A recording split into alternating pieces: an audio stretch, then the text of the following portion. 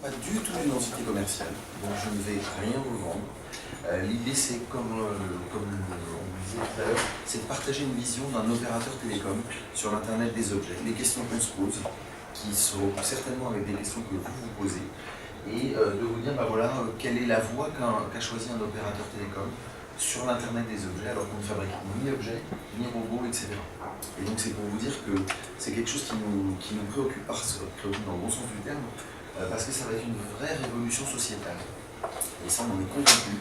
Tous les curseurs sont ouverts, donc on va essayer de faire un petit voyage dans tout ça pendant 1 heure, et je répondrai à vos questions, si vous en avez. Donc ce n'est absolument pas la science infuse, on ne sait rien, on fait juste des prises de position, on a de réelles convictions sur la donnée, et on pense qu'en Europe, à la fois, donc les entreprises françaises, mais les entreprises françaises, c'est des PME, ce sont de grands groupes, ce sont des startups, ont un coup à jouer monumental sur l'Internet des objets. Et quand on dit l'Internet des objets, il faut qu'on pense aussi toutes les solutions qui vont se greffer autour de l'Internet des objets. Des solutions d'identification, ici on est bien placé pour le dire, les solutions de paiement, tout ça on va avoir besoin de ces outils, de ces enablers, pour développer de nouveaux business. Et je vais essayer de vous donner en quoi la société va bouger. Et vous allez voir qu'il y a des acteurs auxquels vous n'aurez peut-être pas pensé, qui dès aujourd'hui, on est en 2016, alors on dit oui, ça va, l'appel des gouvernements vous incite à réfléchir sur des sujets, mais il y a des entreprises aujourd'hui qui se posent des questions, qui ont besoin de transformer leur business model, et elles ont besoin de jeunes boîtes, de grands groupes, pour faire des partenariats et transformer leur business model. Bon, je vous en citerai tout à l'heure, vous verrez, j'espère que vous aurez quelques surprises, mais en tout cas, l'idée c'est de, comme le disent les Américains, c'est du food for thought. C'est vous faire réfléchir, vous donner la vision de l'opérateur, et puis répondre aux questions. Donc, alors l'Internet des objets, on va faire un petit panorama. Je suis désolé, c'est un petit peu, je ne sais pas si vous arrivez à voir, à lire. Comme je parle beaucoup, je devrais compléter facilement le truc. Vous en avez certainement entendu parler. Pour vous, il y en aura combien en 2020 si vous êtes assidu de newsletters dans le monde des objets connectés? 50 milliards. 50 milliards, on est sur le bon score. Directement, je vois qu'il y a des gens alertes. Effectivement, c'est le chiffre qu'on a retenu, nous les 50 milliards. Donc, c'est un chiffre qui fait vraiment peur parce qu'on se dit 50 milliards. Il va falloir qu'on voit comment on peut offrir des cadeaux orange. Je n'ai pas souvent le chiffre juste, mais c'est ces chiffres-là, donc je le sors tout de suite. 50 milliards, c'est énorme. En gros, c'est des chiffres monumentaux. Franchement, personne n'en sait rien. Il y a plein de cabinets qui travaillent là-dessus. C'est beaucoup d'objets. Bon, on va essayer de faire un petit voyage dans ces 50 milliards d'objets. Alors, déjà, quand on le décompose, il y en a 15 qu'on connaît très bien. Et ça remet tout de suite un peu en perspective sur les 15 que l'on connaît bien. C'est tout ce qui est tablette, ordinateur, objets connectés classiques que tout le monde connaît et que nous particulièrement nous connaissons bien. Donc c'est 15 milliards en 2020. Il y en aura 15 milliards. Ça n'a quasiment pas démarré l'Internet des objets. Ça démarre maintenant. Il y en aura 35 milliards en 2020. Alors un objet connecté, ça peut être des toutes petites choses. Un simple capteur de porte, d'ouverture de fenêtre est un objet connecté. Donc on pourra avoir, souvent on voit dans des benchmarks, oui on aura 7, 8, 10 objets connectés. On va se dire qu'on se dit, ah bah oui, on pense tout de suite à des produits de type wearable, on se dit, ah bah non, j'aurai jamais 10 objets connectés sur moi. Non, c'est que dans ma maison, j'en aurai peut-être 4-5 déjà. Donc quand vous multipliez par le nombre d'objets connectés, soit portés, soit présents dans les entreprises, chez les particuliers, c'est pour ça qu'on arrive à des chiffres qui font un petit peu tourner la tête. Mais je pense sincèrement qu'on va arriver à ce type de chiffres, hein, donc ça va être assez impressionnant. Alors, une fois qu'on a dit ça, on s'est dit, tiens, en un slide, mettre l'Internet des objets. C'est probablement le slide le plus horrible que vous aurez vu de votre carrière professionnelle, puisqu'il y a un cabinet qui s'appelle Pitcham, qui a essayé de répertorier en un slide et qui a fait ce défi de l'Internet des objets en un slide. Donc c'est... Vous ne pourrez pas le lire. Et il y en a partout. Alors, c'est pour vous dire que tout le monde sera concerné. Alors, je vais vous faire une lecture assistée, c'est peut-être un peu loin, mais ça va concerner les bâtiments. On a dit tout à l'heure, un simple capteur d'ouverture et de fermeture de fenêtres, ça va vous permettre de qualifier une action, par exemple pour fermer une fenêtre tous les soirs dans ce magnifique centre. quand on regarde les charges d'exploitation, on se dit, bah tiens, si j'avais un capteur qui pouvait me dire, tiens, il y a telle fenêtre qui est ouverte à tel endroit du bâtiment, je vais économiser en pied de facture auprès d'EDF et je vais faire des économies pour moi. Donc tous ces bâtiments connectés, qui seront connectés demain, ils vont être fortement consommateurs d'objets connectés. Il y a le domaine de l'énergie. Et on a des acteurs évidemment qui sont positionnés, Veolia, EDF et consorts, sur la maîtrise de l'énergie, puisque forcément, c'est l'exemple que je prenais tout à l'heure, on va pouvoir mesurer, capter et mettre des services dessus. Alors si on les détaille, je vais pas vous faire l'affront de tout vous détailler, parce qu'ils ont tout sous-sectorisé, etc. Mais on a globalement le secteur de la santé, de l'industrie, des transports, du retail, qui va être un secteur énorme.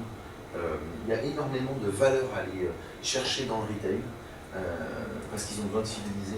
Dans la sécurisation, évidemment, et le premier secteur auquel on pense, c'est l'IT. Forcément, l'IT est le premier provider de données, donc d'objets connectés, donc c'est normal que ce soit un des premiers. Mais il y a tous ces secteurs qu'il ne faudra pas oublier.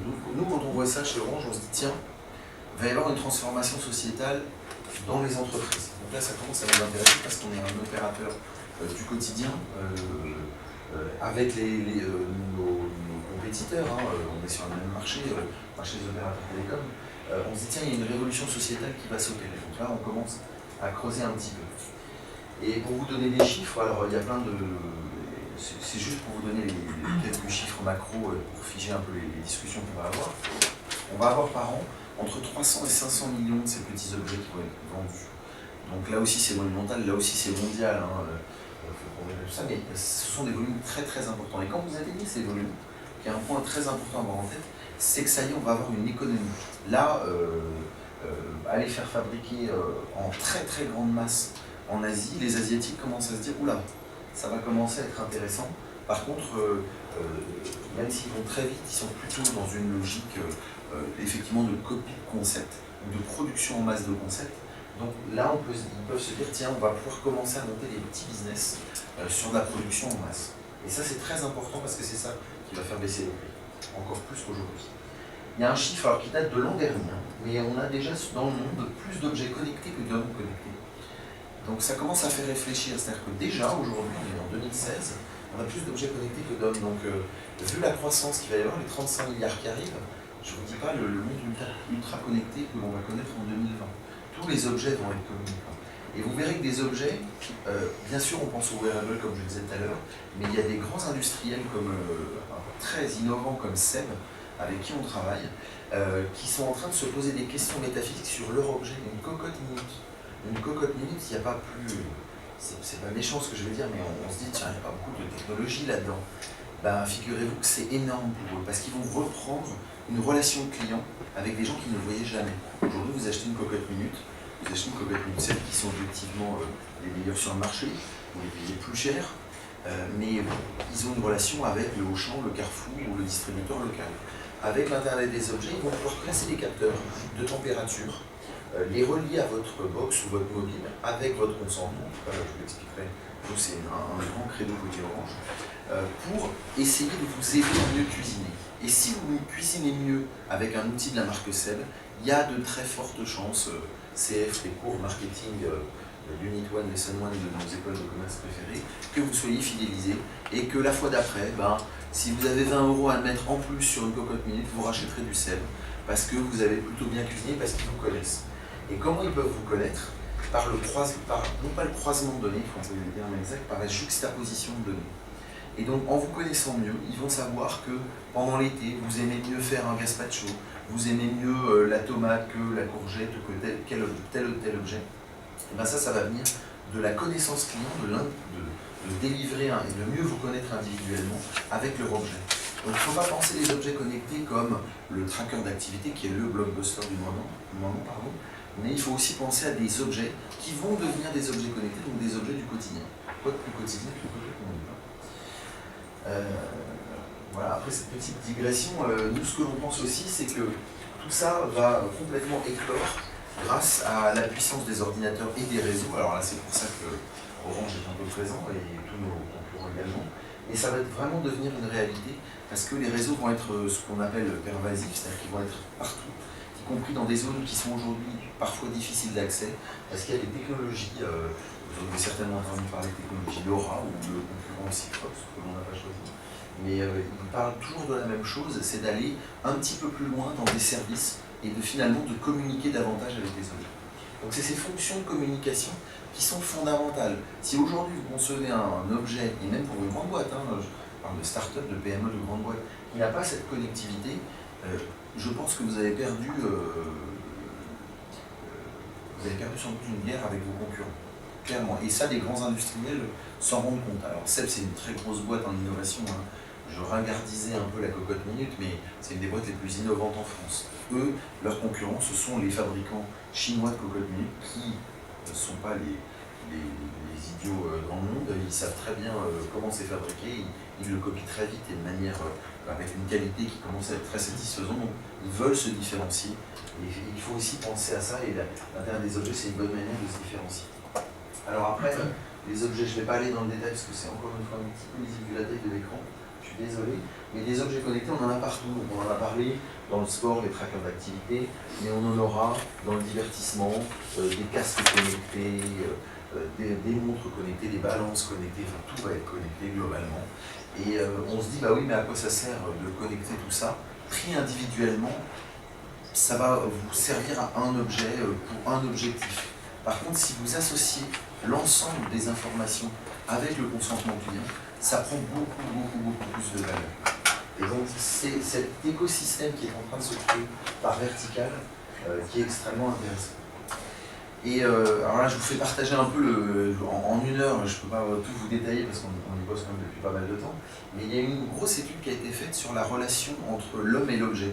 Alors vous concevez des solutions, vous avez créé des entreprises et je pense qu'il faut que vous gardiez ça aussi en tête, c'est que on a une relation tout à fait particulière avec un objet. C'est-à-dire que mon smartphone, il y a 4 états globalement. Je vais avoir une relation qui avait été étudiée par des sociologues et qui est vraie pour tous les objets connectés, soit une relation type esclave, c'est-à-dire j'ai vraiment envie d'avoir une info tout de suite. Vite, donne-moi la météo dans 1 heure parce que j'ai envie de sortir avec mes copains ce soir à Lille, je veux avoir la météo tout de suite.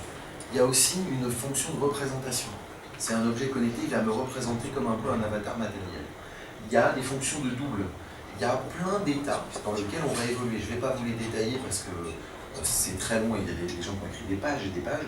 Mais ce qui est important de comprendre, c'est qu'on a tous une relation individuelle avec un objet connecté. Il y en a qui vont être complètement indifférents, d'autres qui vont le porter tout le temps, d'autres qui vont passer un objet connecté à leurs enfants, à leur famille, etc. Et tout ça, ça crée autant de contextes d'usage et d'utilisation.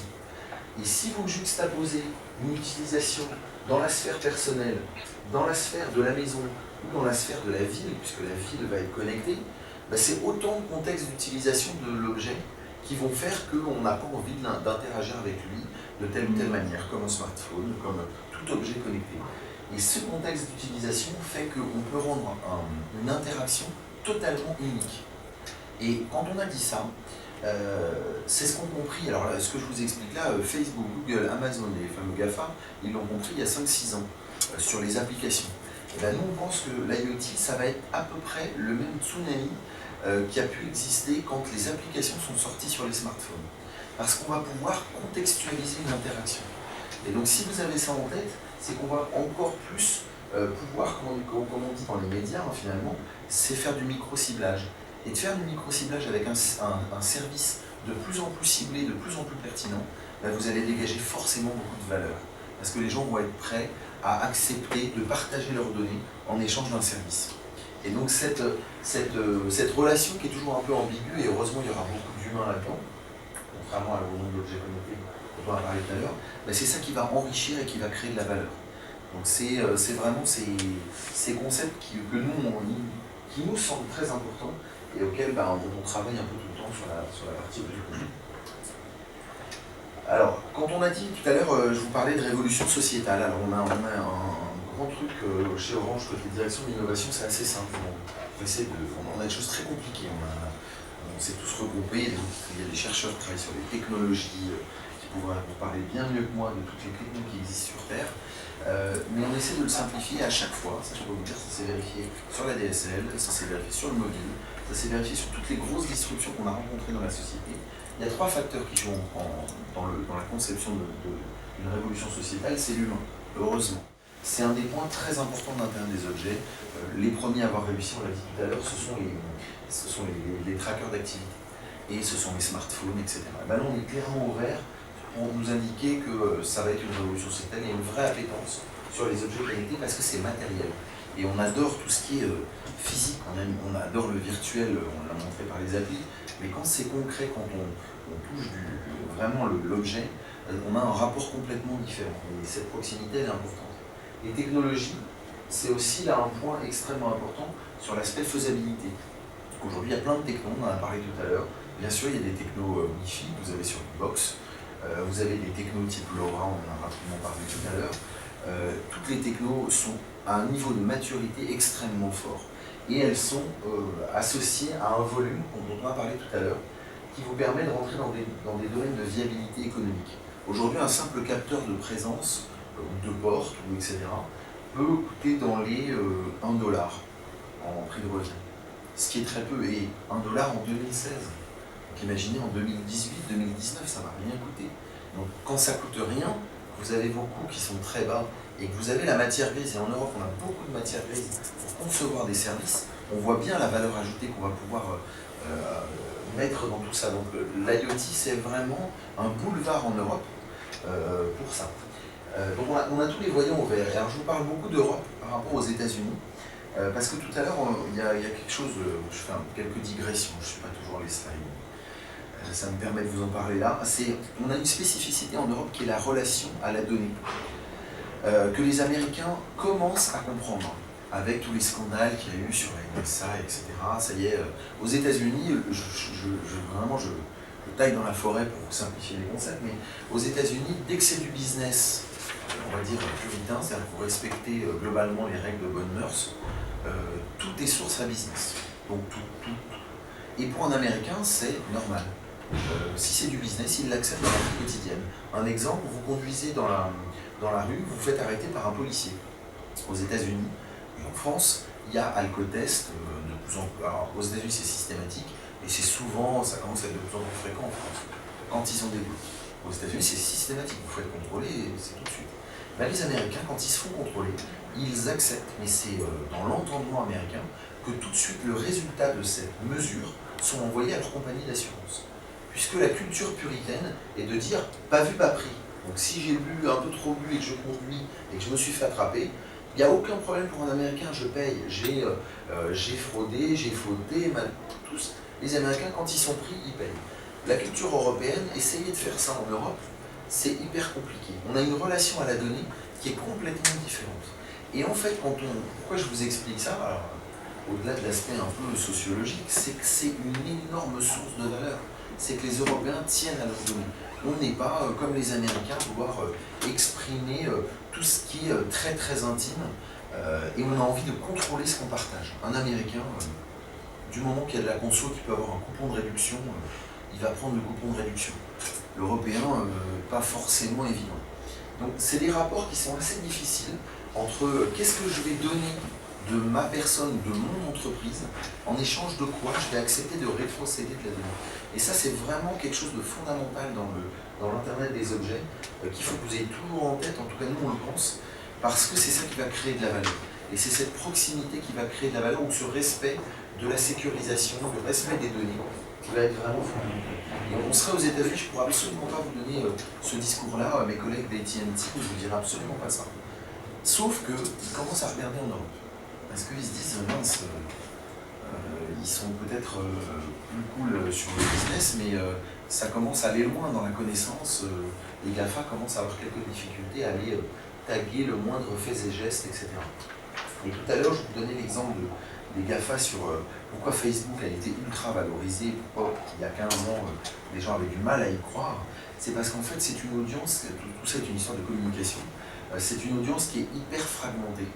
Donc une audience hyper fragmentée, vous disiez aux grands médias américains, CNBC, etc., il y a 10 ans, Vous leur disiez, moi je veux chercher les gens qui aiment le foot dans la région lilloise, mais qui en même temps n'aiment pas la techno, mais aiment tel type de sport, de musique, etc. On les disait, mais attendez, c'est un coup pour 1000, ça coûte super cher votre recherche. Il n'y a pas de radio, de télé, de presse, ça va vous coûter trop cher, donc on ne faisait rien.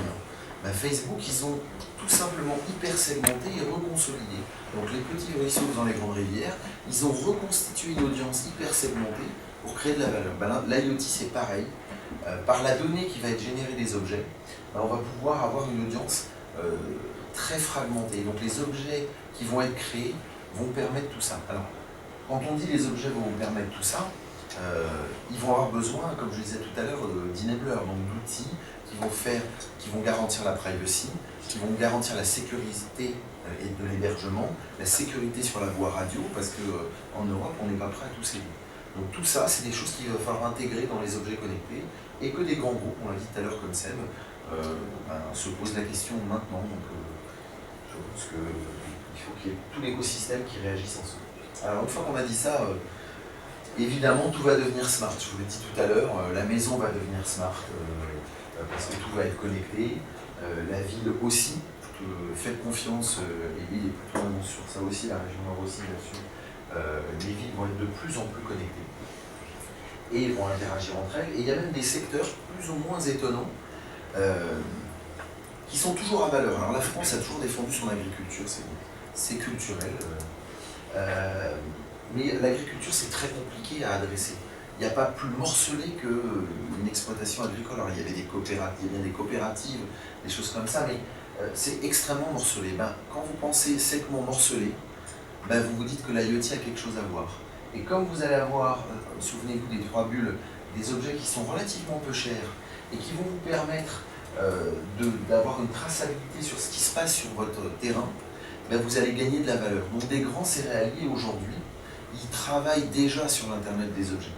Donc il y a des grands groupes céréaliers qui utilisent ça pour optimiser leur production. Mais l'agriculteur qui travaille de manière totalement indépendante, il va pouvoir aussi utiliser ces objets à très bas coût. Et par exemple capter de la lumière, capter la teneur du sol et se dire tiens, qu'est-ce que je vais pouvoir mettre comme engrais dans tout ça. Et l'agriculture, si on transpose, pour vous donner un cas concret, avec des boîtes avec lesquelles on discute un peu, si on reprend dans le cas grand public, pour vous donner un exemple très parlant de notre vie quotidienne, projetons-nous dans 2-3 ans. On est tous ici, on va tous être geeks dans 2-3 ans et notre jardin va être complètement geek. Donc on va avoir 3 à 4 objets connectés. C'est une valeur d'exemple, donc vous allez comprendre l'intérêt. Je vais aller acheter vous connaissez certainement le Flower Power de Parrot, qui analyse la texture du sol. Donc quand je suis un peu geek, je vais me connecter sur mon appli Flower Power et puis je vais voir, tiens, il lui manque de l'azote, tiens, je vais lui mettre un peu d'azote parce que je suis jardinier geek, machin, etc. Je vais m'acheter une start-up, et c'est un vrai produit qui existe, qui va mesurer la photométrie de mon jardin. Pas la photométrie de la ville ou de la commune ou de la zone, de mon jardin en permanence, 7 jours sur 7, 24/24. Pour la nuit c'est plus facile, mais en journée, je vais avoir une vision et une historisation de tout ça. Je vais l'associer, alors ça paraît assez délirant, mais il y a une boîte qui a créé ça, qui le vend en ligne, qui permet de tout simplement mesurer la hauteur d'une pelouse. Et ben, vous allez pouvoir voir que tiens, il y a 1, 2, 3, 4 cm, 5 cm, donc vous vous dites, ils sont sympas chez Orange, ils nous racontent une histoire sympa, on peut en avoir plein des objets connectés. Mais en fait, la valeur, il va y avoir deux choses sur la valeur. C'est, premièrement, les gens ne vont pas gérer 50 applis pour 50 objets connectés. C'est illusoire de penser ça. Et je pense que c'est un des travers de boîtes et de startups qu'on a rencontrés, c'est qu'elles pensent, à juste titre, connaître leur cible, connaître leurs clients, et ils pensent que les gens vont acheter leur produit parce qu'il est magnifique. Oui, il est magnifique, il est fantastique, l'appli sera super bien designée, mais ils en ont juste 50. Et gérer 50 applications, c'est impossible. Et là, sur un exemple de jardin connecté, ben, je vais pouvoir rétrocéder ma donnée. Si je ne suis pas un jardinier geek, et c'est ça la valeur, elle va venir du côté massification et côté grand public, ben, c'est que je vais devoir m'adresser, faire une interface de pilotage assez simplifiée pour permettre de partager de la donnée. C'est ce qu'on croit beaucoup chez Orange. Et typiquement sur ces fabricants, ces 3 fabricants d'objets connectés, aujourd'hui ils vivent leur vie tout seuls. Orange, rien à faire. très sincèrement, on ne les aide pas à grand chose. Par contre, demain, quand il y en aura 50, ils me disent, mais attendez, vous allez pouvoir jouer un rôle parce que tous les jours, vous leur vendez ça. Vous leur vendez un nouveau téléphone, vous avez un service client, vous pouvez facturer, et vous pouvez même me facturer. Donc là, ils commencent à se dire, mais on est en train de rentabiliser notre business. Et ben, on construit ça comme ça, parce que derrière, il y a des gens qui vont être intéressés par cette donnée. Et typiquement, des jardineries. Une jardinerie, vous allez me dire, bah oui, elle va vendre un objet connecté, le petit capteur d'ensoleillement, elle va faire sa marge dessus, très bien. Mais il n'est pas là-dessus, le business. Le business d'une jardinerie, il est sur les engrais qu'ils vous vendent. Quand vous allez voir votre magasin Truffaut, ou Jardiland, ou je ne sais quoi, vous leur dites, ben, mon jardin ne va pas super bien, vous n'êtes pas super geek et vous n'avez pas envie de gérer 50 applis, vous allez juste, d'un doigt, autoriser temporairement le partage de la donnée. Et ça, en Europe, c'est beaucoup plus valorisable. Et c'est ce à quoi on croit beaucoup chez nous, c'est de dire, voilà, il va y avoir une consommation qui va être liée au transfert de la donnée. Donc si je reviens dans mon exemple de jardinerie, je vais lui dire, bah, tiens, j'ai besoin d'un engrais. Bah, aujourd'hui, en 2016, Truffaut, Jardiland, etc., ils vont vous donner un engrais standard. Parce que globalement, ça fera le job. Votre jardin commencera à reverdir, mais c'est pas terrible. Ils vont faire leur marge rapide, donc taux de marge 20-25%. Par contre, si vous partagez les données et qu'ils s'aperçoivent par une analyse, et vous les partagez que avec le Truffaut de Lille qui est à côté ici, et pas avec l'ensemble des Truffauts, ben vous allez être en confiance. Et vous allez le rétrocéder. Il va avoir toute l'historisation de toutes les données qui ont été concaténées par les différents objets connectés. En quelques secondes, il va vous dire, ah ben non, il vous manque de l'azote dans votre terre.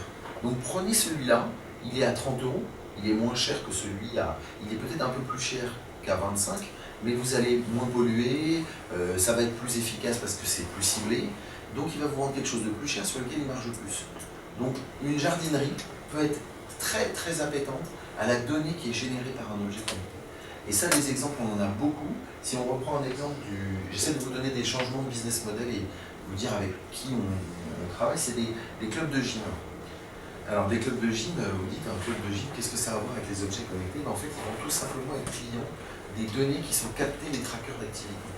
Et aujourd'hui, on travaille avec pas mal de clubs de gym et ils nous disent, bah voilà, ils vendent généralement un abonnement à l'année qui est relativement cher, tout dépend du côté premium de votre club de gym, mais c'est entre 400 les entrées de gamme et 1000 € à l'année. Donc c'est quand même une sacrée somme. Et puis vous pouvez changer demain de club de gym. Donc ils ont aussi des logiques de churn et ils se disent, ben, comment mon business, parce qu'un club de gym c'est un point de vente finalement, comment est-ce que je fais revenir les gens, comment est-ce que je les fidélise? Les objets connectés ça m'intéresse, mais je peux bien en vendre, mais je n'ai pas accès à cette donnée. Et bien là c'est la même chose, ils se sont aperçus, ils ont retravaillé leur clientèle, et c'est pour vous dire comment des grands groupes qui peuvent demain être vos clients de vos objets connectés ou de vos solutions qui sont embarquées dans les objets connectés, elles vont pouvoir refaire leur marketing en disant, bah tiens, aujourd'hui quand on achète un objet connecté, c'est soit pour perdre du poids, soit pour améliorer une performance cardiaque, soit pour améliorer une performance de type je vais faire le marathon dans un mois. C'est globalement pour ça. Et bien, eux, leur leitmotiv, le bracelet connecté tracker d'activité, c'est leur concurrent. C'est l'horreur pour eux. On peut se débrouiller tout seul. Un geek peut courir, se regarder sur Internet, comment il améliore sa condition physique, etc. Mais les gens ont fait le choix d'être accompagnés. Ils ont demandé de l'humain dans cet univers ultra connecté. Et bien, si on peut rétrocéder uniquement la donnée de mon capteur au coach que j'ai en face de moi, vous avez créé une valeur monumentale. Parce que là, je vais être en confiance, je vais avoir mon coach et je vais lui dire, bah tiens, je vais partager mes données de mon capteur avec toi, qui va changer le business model. Et nous, on est en train de dire chez Orange que cette valeur-là, eh bien, on peut partager l'ensemble de l'écosystème. C'est pour ça qu'aujourd'hui on est là, c'est parce qu'on parle d'open innovation. Et que c'est parce que c'est une transformation sociétale, c'est que c'est toutes les entreprises ensemble qui vont créer de la valeur. Et nous, on est quelque part un intermédiaire, on a l'ambition d'être un intermédiaire sur ces petits modèles de consommation dits à la demande. C'est-à-dire que je vais être je vais dégrossir un peu le truc, c'est qu'on a l'habitude de faire payer des forfaits, ou les premiers. Sauf que le mode de consommation, il est à la demande. C'est je veux un service maintenant et je suis prêt à payer maintenant, mais pas tout le temps. Là, une jardinerie, elle va nous dire votre service, il vaut combien c'est X milliers d'euros à l'année. Non, non, moi j'en veux pas. Beaucoup trop cher, je ne suis pas convaincu du modèle économique.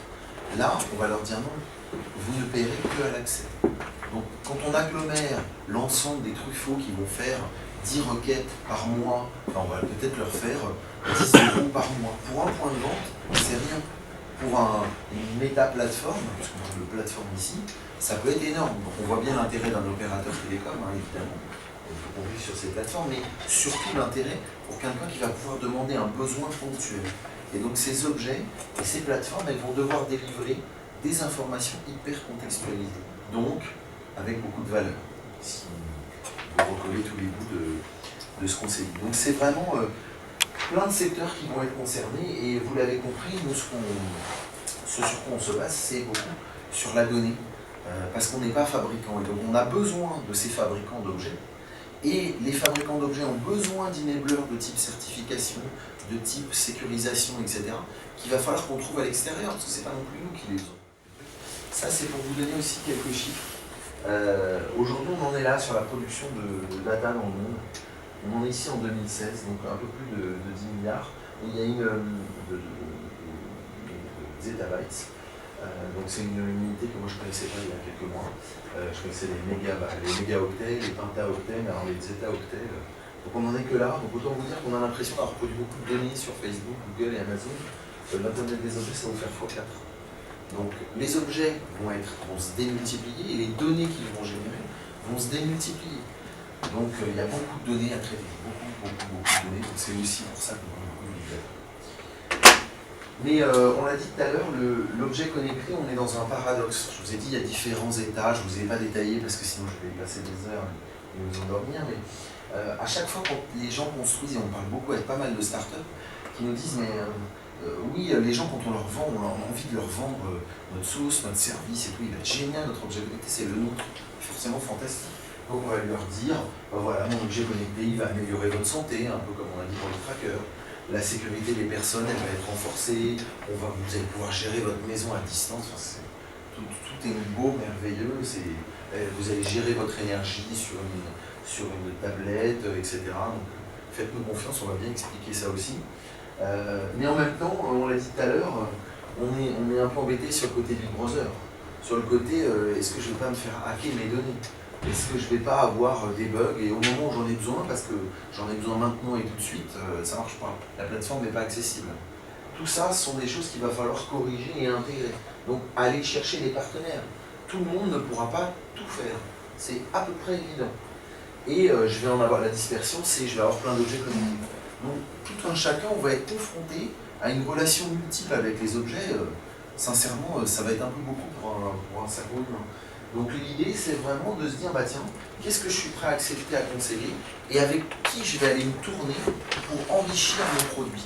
Et je pense que c'est vraiment quelque chose de très important. Nous, un groupe comme Orange, on a beaucoup de salariés, on est de plus en plus réactifs, sincèrement, ça fait quand même quelques années que je suis dans la boîte. On est vraiment très très réactifs, on s'adapte à nos besoins clients, et on s'y adapte parce qu'on est tourné vers l'extérieur. Et cette rapidité qu'ont les grands groupes américains, il faut être honnête, les grands groupes américains, c'est dans leur mode culturel.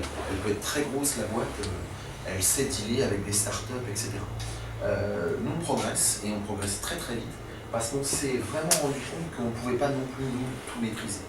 Donc cet écosystème et cette ouverture, elle est vraiment fondamentale. Et après, bon, ça c'est des choses assez classiques, c'est que quand vous vendez la partie droite sur l'ange ou démon, c'est que vous allez amener une amélioration de performance. Pour améliorer quelque chose, il faut le connaître, et pour le connaître, il faut le traquer.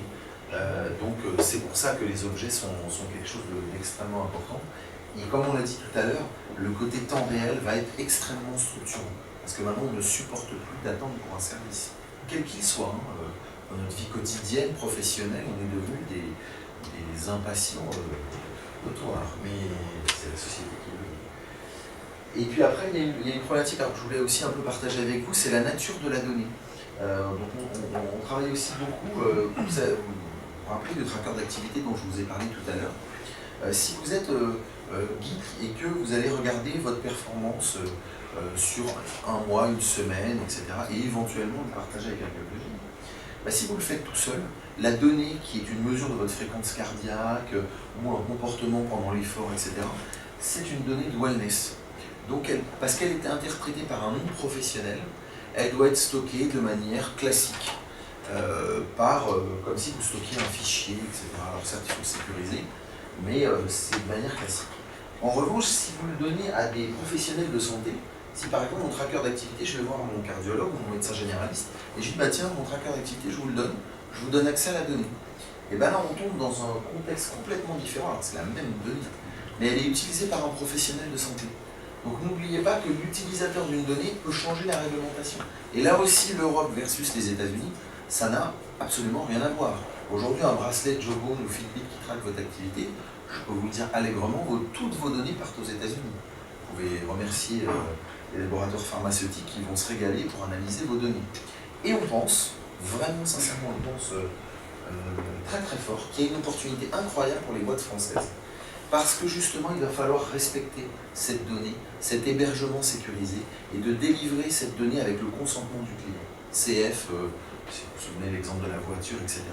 Donc cet aspect contextualisation et qu'est-ce que l'on va faire de la donnée va être vraiment central. Et c'est pas, vous pourriez vous dire, ah bah oui, il va nous vendre ces plateformes cloud, etc. Oui, il y a ça chez Orange. Et aujourd'hui, c'est pas notre marge d'entreprise, elle se fait pas là-dessus. Elle se fait sur notre core business. Nous, chez nous, aujourd'hui, l'IoT est un relais de croissance. Si on se plante sur l'IoT dans les 3-4 ans, on ne va pas planter notre boîte. Par contre, on pense que vraiment l'ensemble de l'écosystème français et européen a une sensibilité très forte sur la donnée et qu'il faut la jouer parce qu'on peut inventer des produits absolument géniaux dans n'importe quel business. Je vous donnais un club de gym, un Truffaut sur la donnée, ça va être monumental. D'ailleurs, pensez bien à comment vous allez échanger cette donnée, parce que le Truffaut, quand il va nous dire « j'aimerais bien avoir les informations de M. Dupont pour conseiller sur son jardin connecté », qu'est-ce qu'il va faire? On espère nous payer X dizaines de centimes d'euros. Je vous ai dit que c'était à la base de service. Donc c'est pas un mode tous les mois X milliers d'euros ou X centaines d'euros. Ça va être vraiment X dizaines de centimes d'euros. Mais sauf que nous, qu'est-ce qu'on va faire? On veut établir un modèle où on va commissionner celui qui amène la donnée. Et c'est bien logique.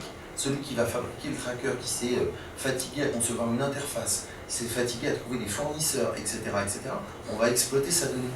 Il est bien normal qu'on rémunère l'ensemble de l'écosystème. Et c'est cette espèce de plateforme de marché qu'on souhaiterait créer pour les entreprises en Europe. Donc c'est vraiment, ayez ça en tête, la donnée, elle va de toute façon exister. On sera globalement tagué de toutes parts par les réseaux sociaux, etc. Mais les objets connectés, c'est encore une dimension supplémentaire. Et quand je vous disais ça, souvent on se dit, bah tiens, qu'est-ce qui va faire que ça va exploser l'IoT? Comment on va passer à 35 milliards? C'est tout simplement par le changement de comportement. Et le changement de comportement, ça peut paraître simple, ce que je vous dis, mais c'est un concept qui, quand vous concevez des produits, est très très important, c'est la notion de confiance. Et aujourd'hui, je pense qu'on va valoriser demain, alors c'est un pari que je fais, mais ce sera difficilement valorisable, mais on l'a fait il y a 10 ans. On va valoriser la confiance comme aujourd'hui on valorise les marques dans l'asset d'une boîte. Aujourd'hui, vous allez chez EDF, chez Orange, dans votre banque, etc., vous avez un degré de confiance. Vous allez dans les comptes d'Orange, la marque, elle est valorisée. Vous allez dans les plus ou moins grands groupes, Apple, Jawbone, Fitbit, il y a une valeur à la marque. Je fais le pari par rapport à la data, on aura une valeur par rapport à la confiance. Et la confiance, c'est le maître mot de tout aujourd'hui. On l'a sur les applications, un Blablacar, son business, il n'est basé que sur la confiance. Je vais faire une plateforme de mise en relation, je vais aller du point A au point B, ça fait 15 ans que ça existe, ça s'appelle l'autostop, c'est gratos, ils n'ont pas inventé grand chose, ils ont juste dit, cette notion de rating, lui il conduit plutôt bien, il m'a emmené, c'était sympa, la voiture était propre, etc.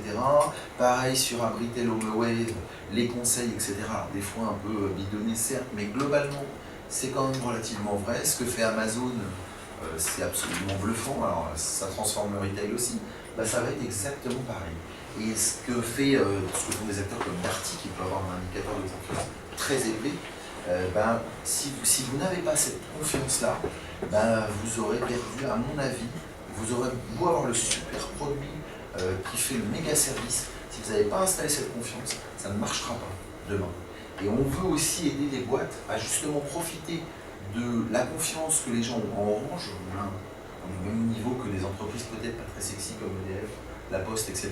Mais on a un capital de confiance qui est assez important. Et on veut vraiment en faire bénéficier l'ensemble de l'écosystème parce qu'on en bénéficiera aussi. Donc c'est vraiment un cercle vertueux qu'on veut avoir. Bémol près, c'est que la confiance, elle est beaucoup plus importante.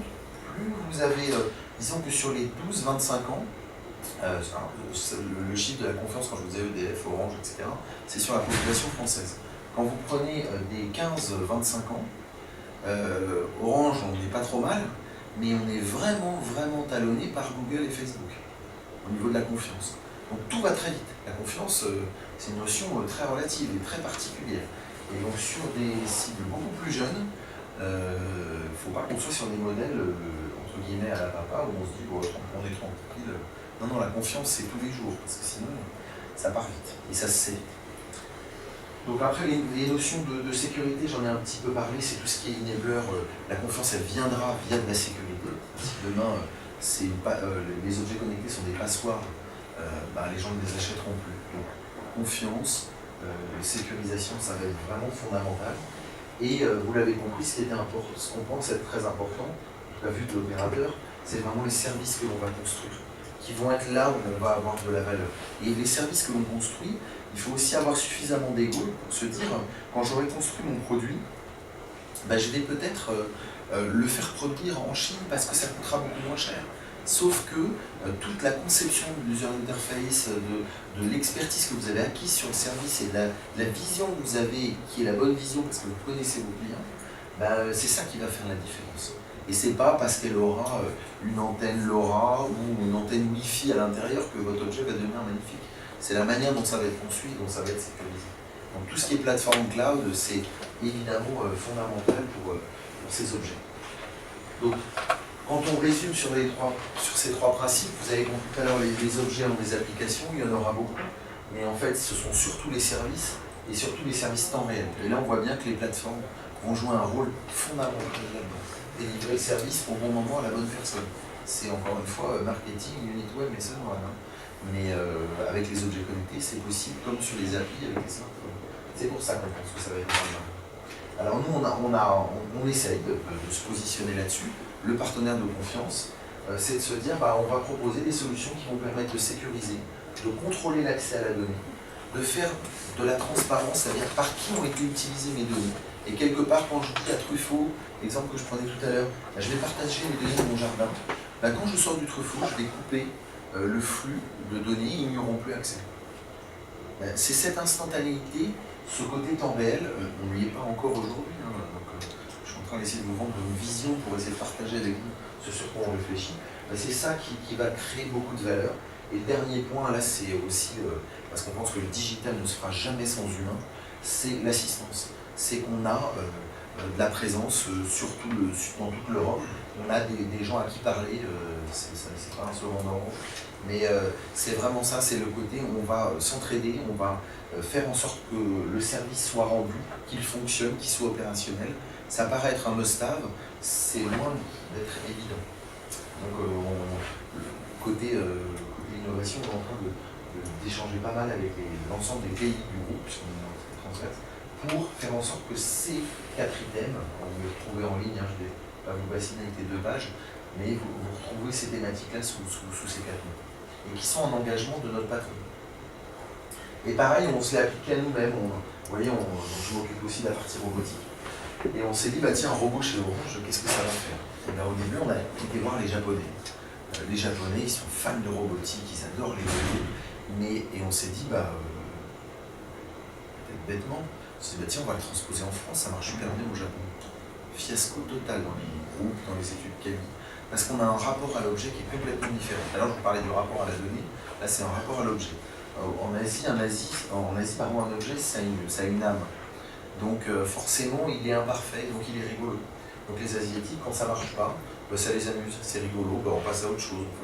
Un Européen ne supporte pas. Un truc qui n'est pas fiable, je lui parle, il ne me répond pas. Non, ça ne marche pas, j'en veux pas de ce robot. Donc on s'est dit, on fait fausse route. Et on est allé sur des robots de téléprésence, où là on a un humain qui pilote un robot. Et on a complètement découvert de nouvelles technos Alors pourtant, on pourrait dire Orange sur la vidéo, les visioconférences, etc. Je peux vous dire, on a mis un paquet d'argent à une époque sur ces technologies. Mais une start-up américaine qui avait aussi mis un peu d'argent a réinventé certains protocoles sur la vidéo. Et aujourd'hui, ils arrivent à fabriquer un robot de téléprésence qu'on ne fabrique pas, qui permet justement de faire des économies de temps, d'argent, de fatigue. Parce qu'on va pouvoir se balader sur un site distant. Et bien cet objet, on est en train de le commercialiser. Parce qu'il enrichit beaucoup la promesse de communication interpersonnelle, qui sont les racines d'un opérateur telco. Et donc on va à chaque fois toujours raisonner pareil. Un objet connecté, on a des points forts, et ben on va forcément trouver quelqu'un qui va être intéressé par ça. Donc aujourd'hui, on l'a segmenté sur des marchés entreprises. Mais même nous, en tant que grand groupe, on se l'applique, ce principe d'open innovation, et on transforme des sujets aussi simples que la communication interpersonnelle avec des objets connectés. Ben voilà, ça se traduit par une plateforme chez nous, qui est une plateforme d'open innovation. Donc c'est absolument en train d'être ouvert, elle n'est pas payante, je vous avais dit, j'ai rien à vous vendre. On est en train d'apprendre avec les boîtes partenaires pour faire en sorte que via les fameuses API du programme, ben on puisse connecter facilement des objets à cette plateforme et qu'on puisse derrière les croiser. Vous vous souvenez des juxtapositions de données? Quand je vous parlais de mon jardin connecté et de l'enseignement, on peut avoir des données, mais aussi des juxtapositionnés avec des données météo. Ça peut encore enrichir la valeur du service qu'on va pouvoir rendre. Et ben on va faire finalement une grande piscine de données, où là on va quelque part être un peu le carrefour ou Auchan de la donnée, où on va pouvoir avoir accès à des données qu'on va acheter en gros et qu'on va redistribuer à des gens qui vont pouvoir contextualiser un service. Je vous parlais de cibler, etc. Ben, tout ça, on va croiser ces données, y compris nos données Orange, des données de géolocalisation qui vont vous permettre de savoir qu'on a des données anonymisées à chaque fois.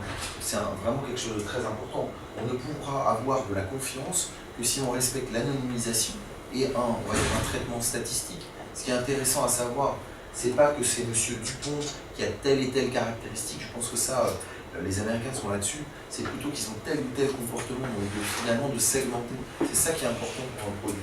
Et finalement, c'est de croiser ces données, donc des données qui viennent des objets, des données qui viennent de partenaires. On parlait de SEB, on parlait de banques évidemment, mais peut-être des assurances. Encore une fois avec le consentement client, hein, c'est pas de la commercialisation, on n'est pas en train de parler de cookies sur internet ou de programmes comme ça pour vous connaître.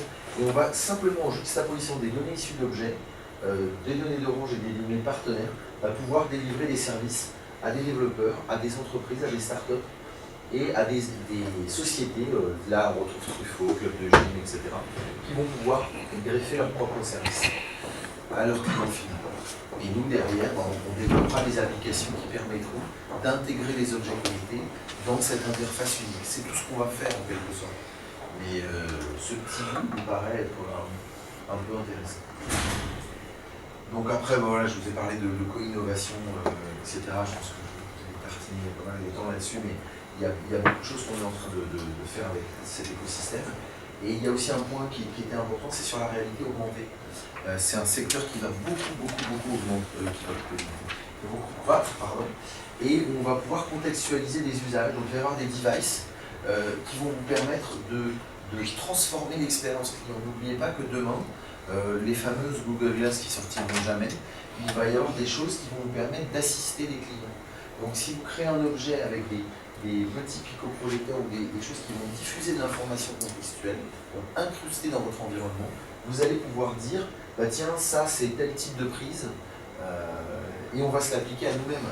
Évidemment, avec une auditoire comme on a aujourd'hui, si je vous disais qu'est-ce que c'est qu'une prise USB, vous allez à peu près tous savoir. Je peux vous garantir que sur toute la base des clients télécoms, il y en a plein qui ne savent pas ce que c'est qu'un port USB, il y en a plein qui ne savent pas ce que c'est qu'un port HDMI, comme celui-là. Là, avec de la réalité augmentée, on va pouvoir contextualiser et dire aux gens, regardez, faire de la pédagogie, dire vous voyez, c'est là où il faut le brancher, votre câble. Donc même un nouveau opérateur Orange, ça va transformer le métier. Donc on est en train de digitaliser avec de la réalité augmentée, tout ça. La réalité virtuelle, c'est pas encore pour tout de suite, à part pour les consoles de jeu. Donc c'est des opérations de manutention, c'est de l'analyse en temps réel. On parlait d'agriculture tout à l'heure. On va pouvoir analyser en permanence les défauts sur un grain de maïs. Et ça, c'est pas de la science-fiction. Je peux vous dire que c'est en train d'être développé. Tout ça, tous ces objets connectés, vont permettre de créer des services. Et à chaque fois, il va falloir délivrer ça par des réseaux. C'est bien ça aussi. Voilà, je vous passe les trucs, il y a des gestions logistiques, où est-ce que je pose tel objet. Voilà, il y a plein de choses à inventer. N'oubliez pas la réalité augmentée et pas virtuelle. À mon avis, ça va aussi faire quelque chose d'assez impressionnant. La réalité virtuelle étant plutôt pour la conception d'objets sur des grands groupes qui vont vraiment designer des grosses structures. Là, ça peut être intéressant, mais on est un petit peu loin d'Internet des objets. Voilà ce qu'on je voulais un peu vous présenter, voilà sur quoi on réfléchit sur Internet des objets et la robotique. Il y a beaucoup de choses. J'essaie de vous condenser ça en 1 heure. Je ne sais pas si j'ai respecté le timing, si presque 1 heure. Parce que plus long vous vous endormez, plus court, j'en dis pas assez. Voilà, si vous avez des questions,